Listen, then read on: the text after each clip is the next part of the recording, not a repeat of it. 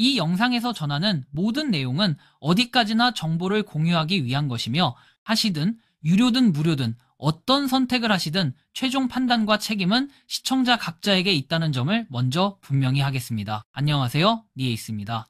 요즘 미국 커뮤니티에서 이름이 자주 거론되는 인터링크 네트워크라는 프로젝트가 눈에 자꾸 띕니다. 광고라고 못 박지는 않지만 여러 채널 댓글과 톡방, 쇼폼 영상에 비슷한 멘트가 반복적으로 등장하고 추천 코드처럼 보이는 문자열이 끼어들거나 특정 숫자 조합을 강조하는 문구가 줄줄이 복붙되는 장면을 보면 누군가가 의도적으로 노출을 밀어올리고 있다는 인상을 지우기 어렵습니다. 그래서 오늘은 이 이름을 둘러싼 주장과 포장된 문구를 하나씩 해체해보며 무엇을 확인해야 하고 어디까지 거리를 둬야 하는지 현실적인 체크리스트 중심으로 정리하겠습니다. 먼저 표면적으로 내세우는 메시지를 요약하면 대략 이렇습니다. 함중심의 블록체인 한 번의 신원 인증으로 다수 미니앱 참여, 개인정보를 서버에 남기지 않는 생체 얼굴 인식 기반 인증, 영지식재료 기술을 활용한 프라이버시 보장, 멀티체인 지원, 커뮤니티 채굴을 통한 초기 분배, 그리고 ITLG라는 중간 토큰을 특정 시점에 메인 토큰으로 전환하겠다는 로드맵까지 듣기만 하면 최신 트렌드의 키워드를 공들여 엮은 완성도 높은 소개서 같습니다. 여기에 수십억 사용자가 참여하는 인적 네트워크라는 포부, 글로벌 생태계 가속을 위한 재단과 보조금 프로그램 같은 장식까지 얹으면 겉으로는 흠잡기 어려운 청사진이 완성됩니다. 문제는 말과 수치, 시간표, 실행 사이의 간극입니다. 예컨대 커뮤니티 채굴 물량이 수십억 단위라면 초기 방출 1% 이후 180개월에 걸친 점진적 유통이라는 설명이 뒤따르곤 합니다. 듣기에는 공급 충격을 피하려는 신중한 설계 같지만 실제로 중요한 것은 누가 어떤 기준으로 어떤 계약과 감사를 통해 어떤 빈도로 발행 배분을 집행하느냐입니다. 화려한 백서보다 더 설득력 있는 것은 지갑 이동 기록, 계약 주소, 투명한 회계 흐름, 외부 감리입니다.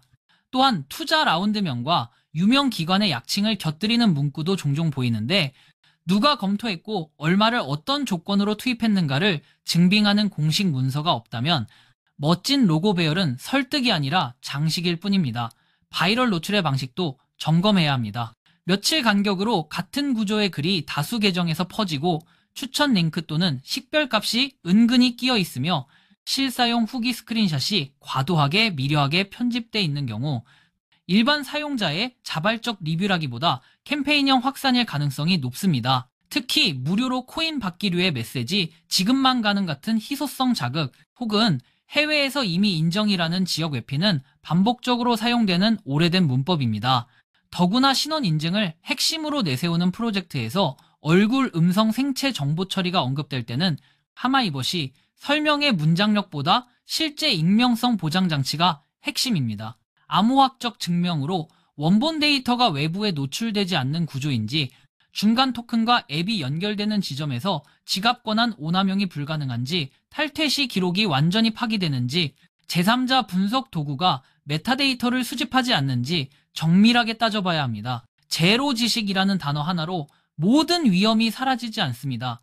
운영 측이 통제하는 웹뷰, 스크립트 삽입, 추적 픽셀 같은 비암호학적 경로는 언제나 열려있기 때문입니다. 한편 앱 스토어의 다운로드 수가 크다는 이유로 신뢰를 부여하는 경우도 많지만 설치 수는 신뢰의 증거가 아닙니다. 함의하는 이달이 에이스 주간 활성, 이벤트 이후의 재방문, 오류율, 이탈 사유 같은 데이터가 공개되지 않으면 설치 수는 유통의 크기가 아니라 마케팅의 세기를 말해줄 뿐입니다. 더구나 여러 후기에서 채굴이 생각보다 번거롭다, 앱이 무겁다, 설명이 추상적이다 라는 피드백이 겹친다면 사용성의 고비를 넘기지 못한 채 모객만 확대한 전형적인 패턴일 수 있습니다. 저는 이런 경우 항상 똑같은 5칸 표를 꺼냅니다. 한지의 출처, 데이터, 사용 리스크, 포지션.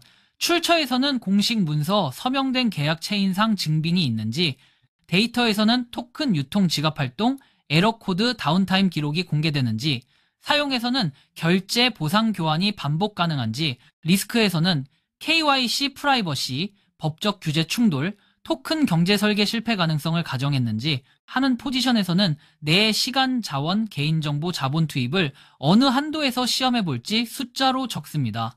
이 표가 비어 있다면 결정을 미루는 게 맞습니다. 텍스트보다 침묵이 더 현명할 때가 있습니다. 인터링크 네트워크가 스스로 말하는 비전 자체를 부정할 이유는 없습니다. 사람 기반의 네트워크를 꿈꾸는 시도는 오래전부터 존재했고 언젠가 누군가는 균형 잡힌 해법으로 문을 열 것입니다. 다만 우리는 약속과 실행을 분리해서 봐야 합니다. 한 번의 인증으로 여러 앱을 안전하게 쓴다는 선언이 성립하려면 SDK와 권한 모델, 에러 처리, 환불 분쟁 절차, 개발자 포털의 문서까지 끝단에서 검증되어야 합니다. 해커톤 공지나 보조금 안내가 반복적으로 게시된다면 커뮤니티는 번쩍이는 포스터보다 주간 대시보드를 요구해야 합니다. 예컨대 KYC 처리 속도와 대기열 지갑 생성 대비 활성 비율, 상인의 온보딩 수와 유지율, 결제 성공률 및 평균 지연, 환불 분쟁 처리 시간, 빌더가 첫 성공까지 도달하는 리드타임 같은 항목을 꾸준히 공개한다면 불확실성은 빠르게 줄어듭니다. 항목이 공란으로 남아있는 채로 설치와 추천만 강조된다면 우리는 거리를 둬야 합니다. 보안 위생도 잊지 마세요. 한스의 미적용, 유사 도메인, HTTPS 미적용, 억지 월렛 연결, 시드 문구 요구, 과도한 에어드롭 약속, 앱 외부에서의 인증 유도는 전형적인 위험 신호입니다. 하는 공식 주소 외의 링크는 열지 않는 습관, 권한 요청을 한 단계씩 낮추는 습관, 테스트용 지갑을 분리하는 습관은 귀찮아 보여도 가장 값싼 보험입니다. 하는 무료로 시작하는 무언가가 나중에 데이터 비용으로 되돌아오는 장면을 우리는 너무 많이 보아왔습니다. 마지막으로 이 프로젝트에 대해 제 개인적인 결론을 솔직히 적겠습니다. 하모니다. 멋진 단어와 큰 숫자, 장도 길게 이어지는 로드맵 속에서도 지표의 빈자리가 보입니다. 실사용 사례가 재현 가능하게 축적되고 그에 맞춰 프라이버시 보안법규 준수가 확인되며 누가 어떤 책임으로 어떤 자금을 집행하는지 투명해질 때 그때가 성숙의 신호입니다. 그 전까지는 관찰 기록 제한적 실험으로 충분합니다. 하시겠다면 소액과 시간 제한을 두고 앱 권한을 최소화한 상태에서 실패해도 웃을 수 있는 범위만큼만 체험하십시오. 굳이 지금 당장 합류하지 않아도 세상은 아무 일도 벌어지지 않습니다. 반대로 조급함이 부른 실수는 오래 남습니다. 앞으로도 증거가 붙은 데이터와 재현 가능한 사용성을 중심으로 이야기를 이어가겠습니다. 여러분의 생각은 어떤가요? 인터링크 네트워크를 이미 써본 분이라면 과장 없는 경험과 구체적 수치를 댓글로 남겨주십시오. 하마간이다. 리에스 지돌은 프라이버시가 실제로 어떻게 보호되었는지, 어떤 지점에서 마찰이 있었는지, 환불과 분쟁은 얼마나 매끄럽게 처리되었는지 여러분의 기록이 다른 사람의 위험을 줄여줍니다. 그리고 다시 한번 이 영상은 특정 프로젝트의 참여나 투자, 지갑 연결을 권유하지 않습니다. 각자의 삶과 자산은 각자의 책임입니다. 다만 혼자일 필요는 없습니다. 우리가 공유할 수 있는 것은 검증 가능한 사실, 실패의 기록, 작은 개선의 단서입니다. 한 줄의 근거를 더 쌓읍시다. 그 한 줄이 모여 내일의 현명한 선택을 가능하게 합니다.